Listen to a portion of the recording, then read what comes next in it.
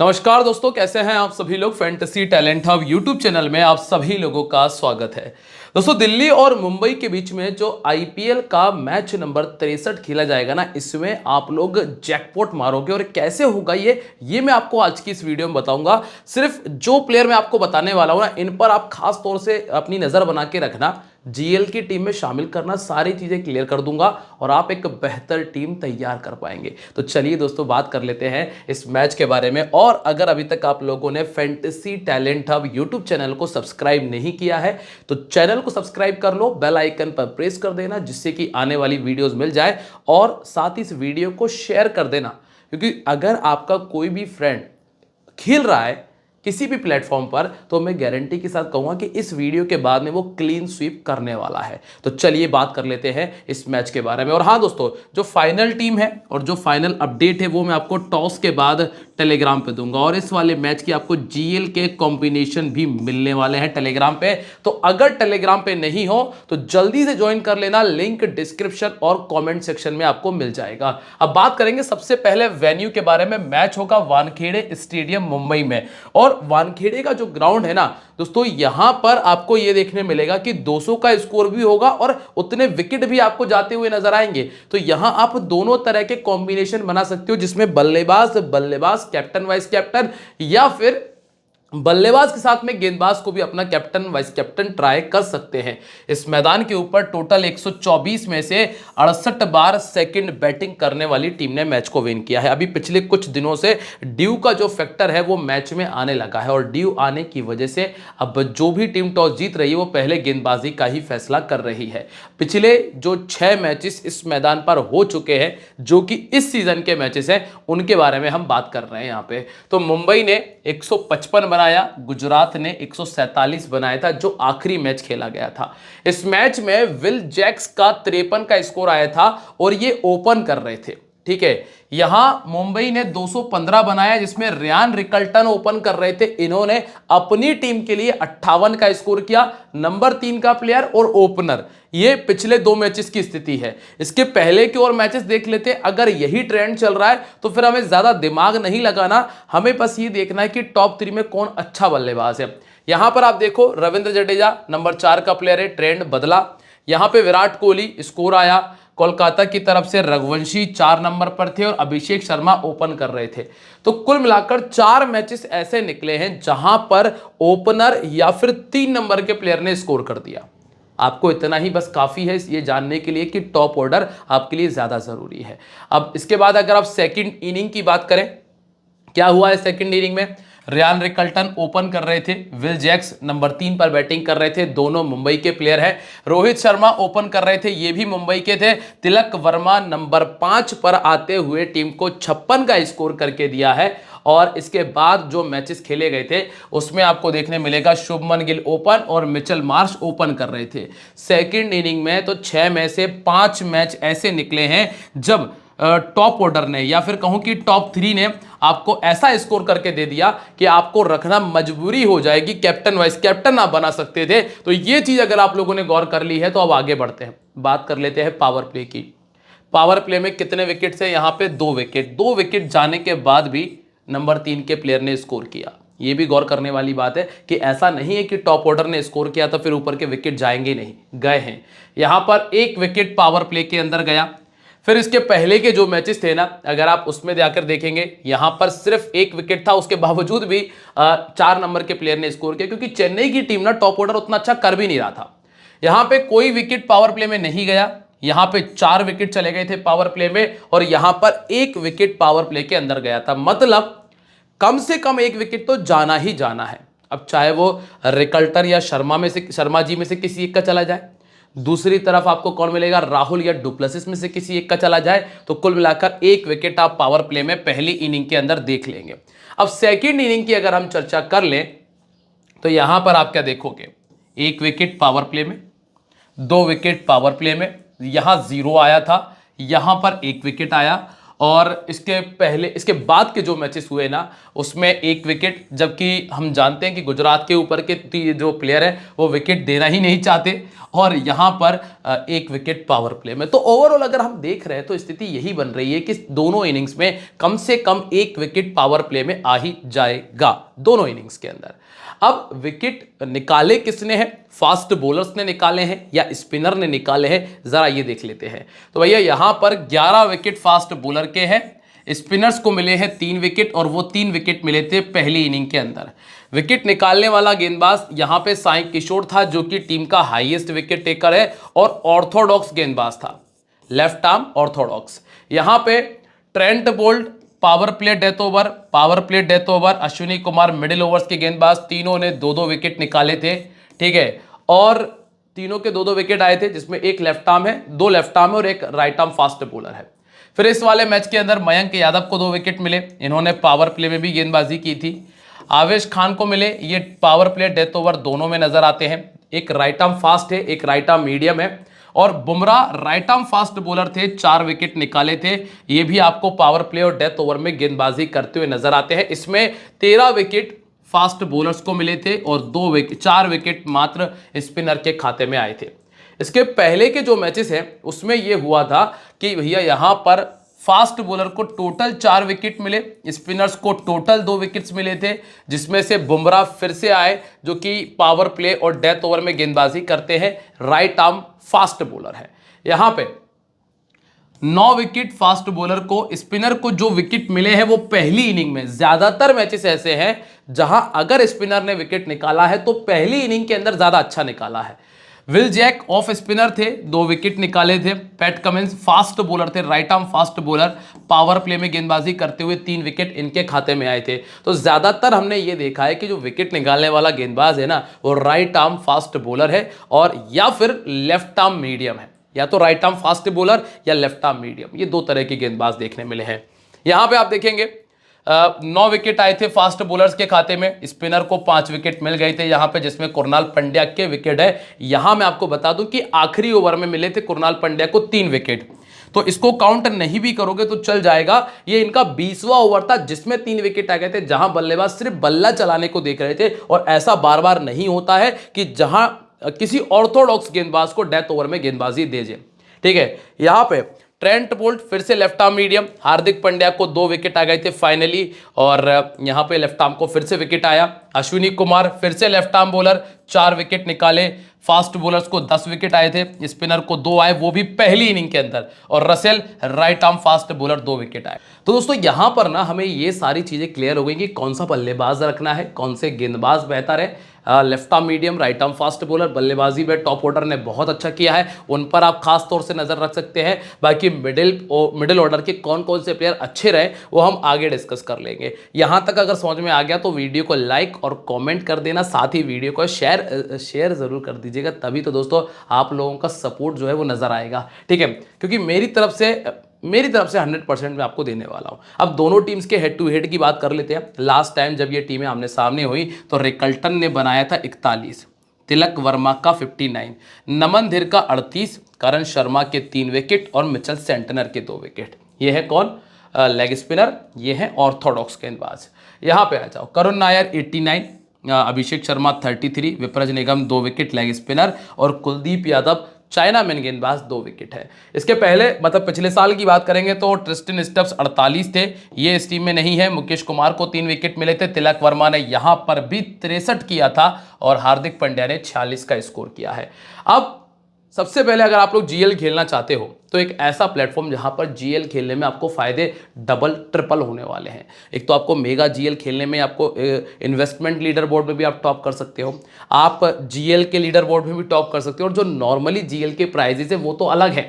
तो इसीलिए अगर आप लोग खेलना चाहते हो जीएल तो अभी भी मौका है, जाकर ज्वाइन कर लो विजन 11 एप्लीकेशन, जहां पर आपको 2.1 करोड़ का मेगा जीएल मिलता है। कंपटीशन कम है, जीएसटी फ्री है, टीडीएस फ्री है और भी दोस्तों बहुत सारे ऑफर्स है। तो जल्दी से जाओ, लिंक डिस्क्रिप्शन जाके डाउनलोड कर लो और साथ ही साइन अप करने के बाद में हमारा रेफर कोड FTH का इस्तेमाल करना मत भूलिएगा। चलिए बात करते हैं दोस्तों मुंबई के बारे में। तो Rohit Sharma ji, Ryan Rickelton, Will Jacks, Surya Kumar Yadav, Tilak Varma और हार्दिक पांड्या, ये है इनका टॉप ऑर्डर। इसके बाद नमन धीर है, कॉर्विन Bosch, Deepak Chahar, Trent Boult, दिशप्रीत और कर्ण शर्मा आपको मिल जाएंगे। पावर प्ले में पहला ओवर जो आएगा कौन कितने ओवर कर लेगा ये भी बता देता हूं, क्योंकि काफी सारे लोगों के कमेंट्स आते हैं कि ये भी बता दिया करो कि कौन कितने डाल जाएगा। तो बुमराह जी जो है ना 4 ओवर पूरे डालेंगे, ट्रेंट बोल्ट के 4 ओवर पूरे आएंगे, 8 ओवर खत्म हो गए। इसके बाद पॉसिबल है कि हार्दिक पांड्या के लगभग 2 ओवर आपको देखने मिल जाएंगे, तो 10 ओवर खत्म हो गए। अब 10 ओवर बटेंगे कर्ण शर्मा, दीपक चहर और कॉर्बिन बॉश में, जिसमें 3 ओवर तो डाल जाएंगे दीपक चहर। अब कितने ओवर हो गए? 13। अब बचे हैं कितने ओवर दोस्तों? 6, सॉरी 7 ओवर। 7 में से लगभग 3 ओवर कॉर्बिन बॉश के और 4 ओवर कर्ण शर्मा डालते हुए आपको नजर आ सकते हैं। या फिर यह भी पॉसिबल है कि 1 ओवर विल जैक्स से करा लिया जाए। तो इस तरह से आपको ओवर दिख जाएंगे। पहला ओवर दीपक चहर और बोल्ट में से कोई एक ये डालेंगे, लगभग शुरू के 3 से 4 ओवर, 5 ओवर, और 1 ओवर आएगा बुमराह का, छठवां। इसके बाद शुरू हो जाएगी गेंदबाजी कॉर्बिन बॉश की, हार्दिक पांड्या की और कर्ण शर्मा की। ठीक है, अब हम सबसे पहले अगर ग्राउंड रिकॉर्ड की बात करें कि जिस मैदान पर यह मैच होने वाला है वहां पे इन खिलाड़ियों का रिकॉर्ड कैसा है, तो आप देखिएगा। शर्मा जी सेकंड बैटिंग करते हुए 35 का एवरेज, 950 और एक बार 100 से ऊपर का स्कोर है। पहले बैटिंग करते हुए 34 का एवरेज है। रियान रिकल्टन पहले बैटिंग करते हुए 2 में 60, एक बार 50 बना दिया। सेकंड बैटिंग करते हुए 4 में 134, एक बार 50 बना दिया। विल जैक्स आपको पहले बैटिंग करते हुए 150 करते हुए नजर आए हैं, 3 मैचेस में 90 रन, सेकंड बैटिंग में फ्लॉप। सूर्य कुमार यादव दोनों इनिंग्स में रिकॉर्ड बेहतर है। तिलक वर्मा सेकंड इनिंग का रिकॉर्ड अच्छा है। हार्दिक पांड्या का पहली इनिंग में रिकॉर्ड बेहतर है। अगर हार्दिक पांड्या को कैप्टन वाइस कैप्टन बनाना है बल्लेबाजी की दम पे, तो पहली इनिंग में ट्राई करना। नमन देर एवरेज परफॉर्मेंस है, क्योंकि ज्यादा बैटिंग करने का मौका मिलता नहीं है। अब आप गेंदबाजी में आ जाओ। गेंदबाजी में क्या स्थिति है कि पांड्या ने 22 विकेट निकाले हैं 26 मैचेस में और 12 विकेट निकाले हैं सेकंड इनिंग में। कॉर्बिन बॉश 1 मैच 1 विकेट और ट्रेंट बोल्ट ने 9 मैचेस में 12 विकेट निकाले। ऐसा क्यों हुआ? मैंने आपको बताया था ना कि लेफ्ट आर्म बॉलर को विकेट है और विकेट है राइट आर्म फास्ट बॉलर को। राइट आर्म फास्ट बॉलर कौन है? जसप्रीत बुमराह। 29 में 35 जब पहले बॉलिंग की, जब सेकंड बॉलिंग की तो 18 में 24। अब राइट आर्म मीडियम की स्थिति कैसी है? 10 में 10, 6 में 5। समझ में आ रही है ना चीजें आपको? और यहां पे कर्ण शर्मा को मिले हैं 6 इनिंग में 7 पहले गेंदबाजी करते हुए, सेकंड इनिंग में 2 विकेट है। अब आप यहां पर एक और चीज देखें कि भाई दीपक चहर को पहले गेंदबाजी करते हुए ऑलमोस्ट हर 19 गेंद के बाद विकेट है और ट्रेंट बोल्ट को लगभग हर 20 गेंद के बाद विकेट है, चाहे पहले गेंदबाजी करा लो या सेकंड करा लो। अब आप कहोगे कि दीपक चहर का रिकॉर्ड अच्छा क्यों है? क्योंकि दीपक चहर सिर्फ 3 ओवर डाल रहे हैं, इससे ज़्यादा गेंदबाजी कर नहीं रहे, इसलिए इनको 19 गेंद के अंदर विकेट मिल रहा है। और लेकिन ट्रेंट बोल्ट के पास ज़्यादा मौके हैं, तो इनको 2 विकेट तक गाड़ी इनकी चली जाती है। और बुमराह की अगर बात करेंगे तो सेकंड इनिंग में हर 18 गेंद के बाद विकेट निकाला है। तो ये ध्यान रखिएगा, बुमराह सेकंड इनिंग में ज़्यादा खतरनाक साबित हो सकते हैं। अब हम बात करेंगे सबसे पहले शर्मा जी के बारे में, और शर्मा जी इस मैच में आपको फ्लॉप होते हुए नजर आ सकते हैं, स्पेशली पहली इनिंग के अंदर। पहली इनिंग में अंदर शर्मा जी फ्लॉप हो सकते हैं।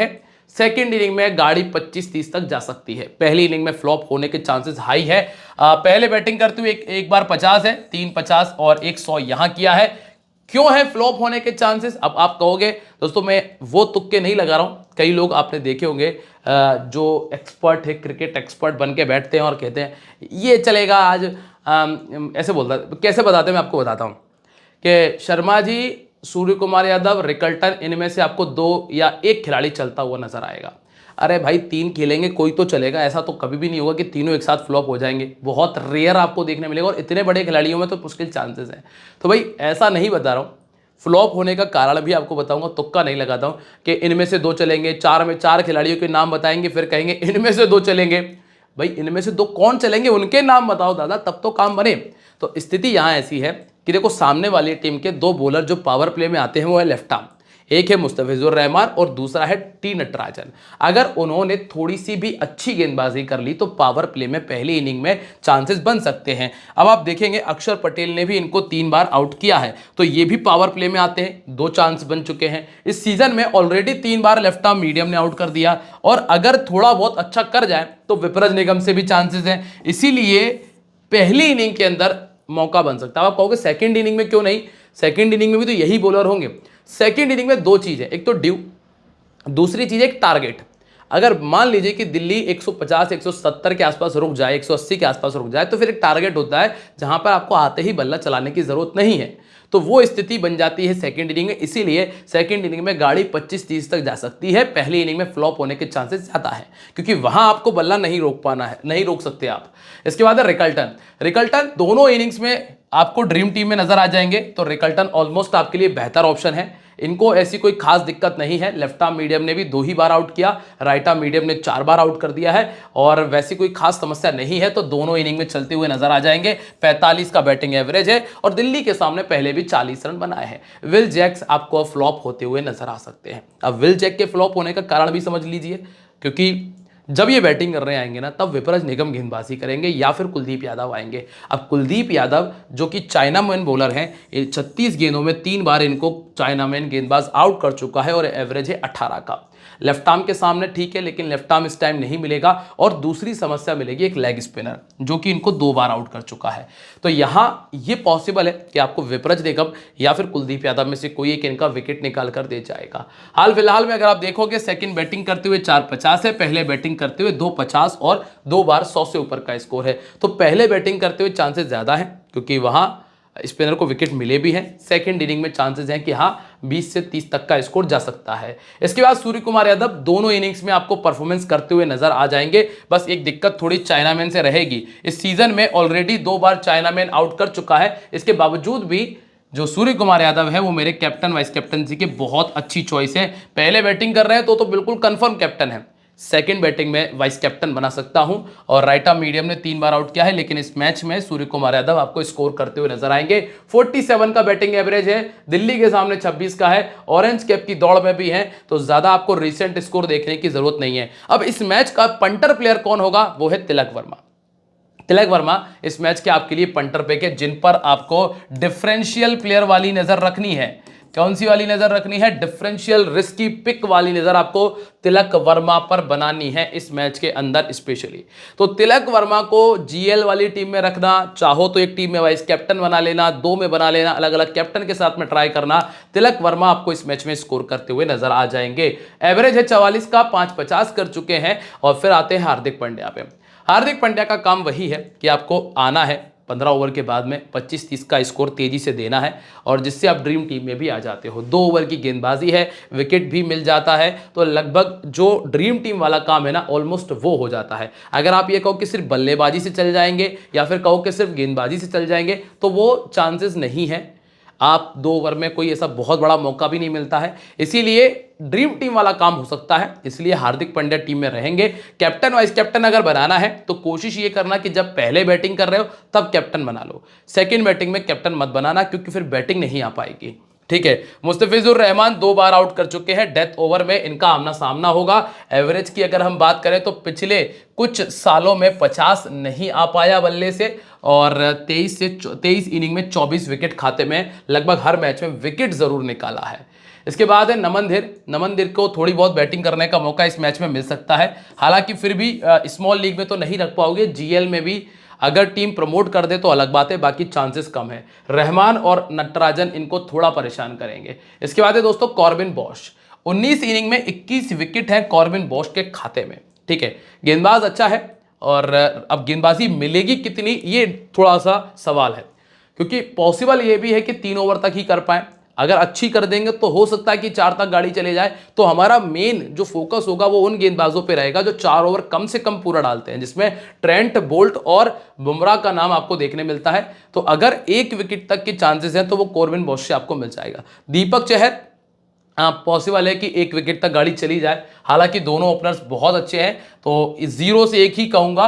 दोनों इनिंग्स में मिलाकर टोटल 28 विकेट है, और डीसी के सामने इनका 13 विकेट अभी तक आया है। ट्रेंट बोल्ट दोस्तों अच्छा कर रहे हैं, पिछले अगर आप 4 मैचेस उठाकर देखोगे तो 4, 3, 7, 12 विकेट आ चुके हैं। 12 विकेट पिछले सिर्फ 4 मैचेस में निकाले हैं। 56 इनिंग 70 विकेट। इस मैदान के ऊपर लेफ्ट आर्म बॉलर्स को विकेट आया है, चाहे आगे मिले या ना मिले, पीछे मिल जाएगा, तो लेफ्ट आर्म बॉलर के तौर पे ट्रेंट बोल्ट को आप रख सकते हैं। और अंतिम जो 2 नाम आपको मिलते हैं, जिसमें एक बुमराह का है और एक कर्ण शर्मा का है। स्पिनर अगर रखना है तो पहली इनिंग में रखना, सेकेंड इनिंग में ज्यादा स्कोप नहीं है। बुमराह दोनों इनिंग्स के लिए बहुत इंपॉर्टेंट पिक है, तो बुमराह दोनों इनिंग्स में आप टीम में ट्राई कर सकते हैं।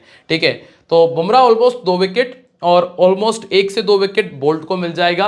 और हार्दिक पांड्या अगर अच्छा कर जाए तो 1 विकेट तक जा सकते हैं। बाकी कॉर्बिन बोश और दीपक चहर मिलाकर लगभग 1 विकेट आपको दे जाएंगे। अब बात कर लेते हैं हम दिल्ली कैपिटल के बारे में। सारी चीजें अगर आपको समझ में आ गई हो तो दोस्तों वीडियो को लाइक और कमेंट तो आप लोगों ने कर ही दिया होगा, साथ में टेलीग्राम ज्वाइन कर लेना, लिंक डिस्क्रिप्शन में है। अब डुप्लेसिस, केएल राहुल, अभिषेक पोरेल, अक्षर पटेल, स्टब्स और समीर रिजवी हैं।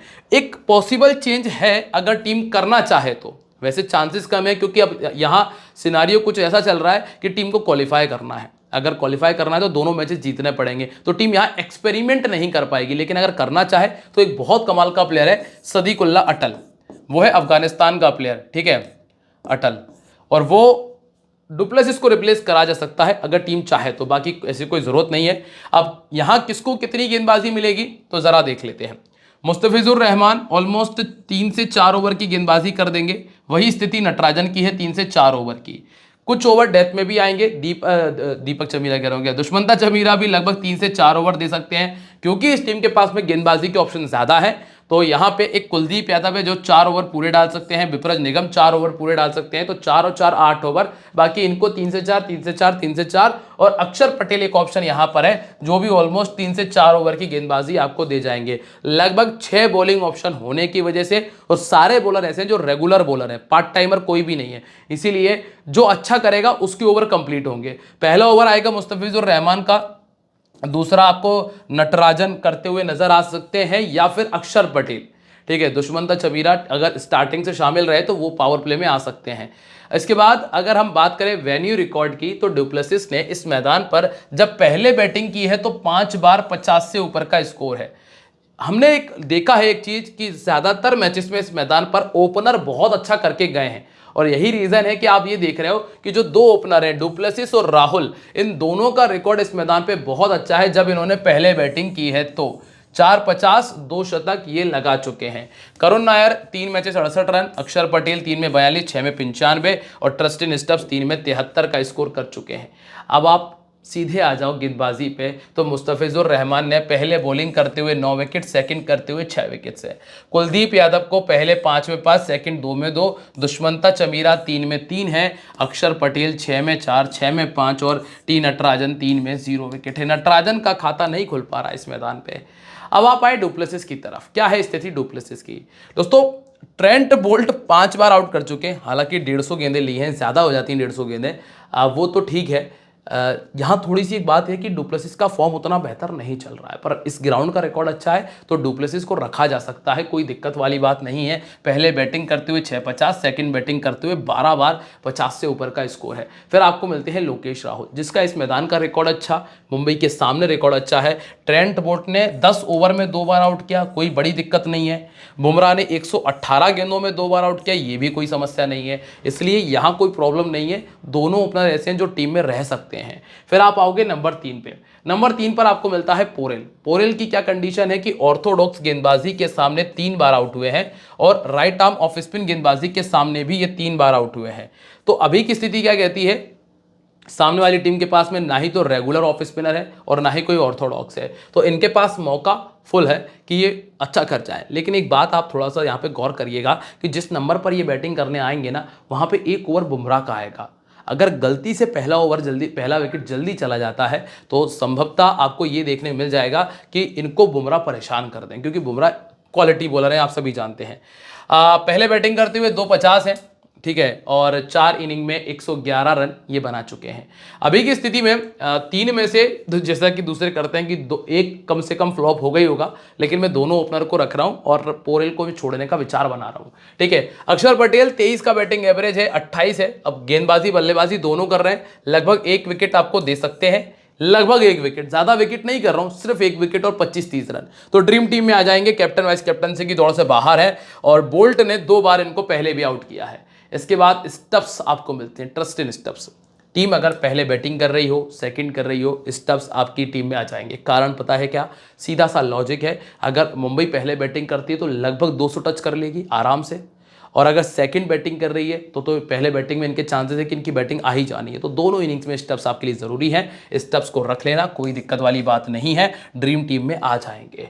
अब समीर रिजवी, यहाँ पे दिमाग मत लगाना, ज़्यादा आवश्यकता नहीं है आपको। राइट आर्म मीडियम के सामने 2 बार, क्योंकि जो गेंदबाजी सामने वाली टीम पर है ना, वो इतनी आसानी से समीर रिजवी को स्कोर नहीं करने देगी। और इसके बाद आशुतोष शर्मा अच्छा प्लेयर है, लेफ्ट आर्म ने आउट किया है 2 बार, ट्रेंट बोल्ट यहाँ पर है, ऑर्थोडॉक्स ने 3 बार, लेकिन बैटिंग कितनी करने मिलेगी ये तय नहीं है, इसीलिए ये प्लेयर भी रिस्की है। अब आप गेंदबाजी में आएंगे तो आपको कौन मिलेगा, एक मुस्तफिजुर रहमान, लेफ्ट आर्म ने इस मैदान पे विकेट निकाला है तो मिनिमम 1 मैक्सिमम 2 तक गाड़ी जा सकती है। कुलदीप यादव पिछले 4 मैचेस में 0 लग रहे हैं, फाइनली 0 टूटेगा और इस मैच में विकेट आएगा, इस मैच में विकेट आएगा। विल जैक्स का आ सकता है, फिर उसके बाद सूर्य कुमार यादव तो अच्छा खेलते हैं, उसके बाद पॉसिबल है कि तिलक वर्मा को परेशान करेंगे। ठीक है, 22 इनिंग 28 विकेट, 1 विकेट कम से कम इस मैच में कुलदीप यादव का आप देख ही लेंगे। और अंतिम नाम है विपरज निगम। विपरज निगम का बैटल आपको देखने मिलेगा रियान रिकल्टन से और रोहित शर्मा जी से। तो दोनों में से 1 विकेट पावर प्ले में अगर 7वां ओवर लेकर आते हैं, 6वां ओवर लेकर आते हैं तो वहां 1 विकेट इनको मिल सकता है। इसके बाद दुष्मंता चमीरा, ये तो खैर डेथ ओवर में जाएंगे तो जो भी मिलेगा डेथ ओवर में ही मिलने वाला है इनको। और अंतिम एक नाम है टी नटराजन का, जो 15 इनिंग में 19 विकेट निकाल चुके हैं, लेकिन मुंबई के सामने रिकॉर्ड उतना अच्छा नहीं रहा है। तो यहाँ पे टी नटराजन के तो अब दिन के ऊपर डिपेंड करेगा कि दिन कैसा है इनका। अब कैप्टन वाइस कैप्टन की बात कर लेते हैं। सूर्य कुमार यादव, केएल राहुल, हार्दिक पांड्या, ये स्मॉल लीग के बहुत अच्छे ऑप्शन हैं जिनको आप अपनी टीम में कैप्टन वाइस कैप्टन कर सकते हैं। अगर हम जीएल की तरफ जाते हैं तो एक बुमराह को ट्राई करना राइट आर्म फास्ट बॉलर की वजह से, रिकल्टन को ट्राई कर लेना और अक्षर पटेल को बैटिंग और बॉलिंग दोनों की वजह से। हालांकि मुझे उम्मीद नहीं है कि अक्षर पटेल का मुख्य कैप्टन वाला काम आएगा, तो वाइस कैप्टन तक ही लेके चलना। क्या कहता है टीम कॉम्बिनेशन, जरा देख लेते हैं। दोस्तों उम्मीद कर रहा हूं कि आप लोगों ने वीडियो को लाइक कर दिया होगा, कमेंट कर दिया होगा और बहुत छोटा सा टारगेट है 5000 लाइक्स का, पूरे कर देना, 5000 लाइक पूरे कर देना सभी मिलकर, ठीक है। अभिषेक पोरेल, रिकल्टन, अभिषेक और ऑब्लिक फैफ डुप्लेसिस, 1 पटक लेना। कप्तान Rahul, vice captain Surya Kumar, Sharma ji, ट्रिस्टिन stubs, हार्दिक, अक्षर, बुमराह, कुलदीप और बोल्ट को हमने टीम में रखा हुआ है। कोई भी पॉसिबल जो चेंज होगा वो टेलीग्राम पे बता दिया जाएगा, जाकर ज्वाइन कर लेना। डिस्क्रिप्शन लिंक, कमेंट सेक्शन में लिंक। और ध्यान रखिए this game may be habit forming और financially risky, so please play responsibly. मिलते रहेंगे आप लोगों से अपनी अगली वीडियो में, तब तक के लिए दोस्तों बाय, जय हिंद, जय महाकाल।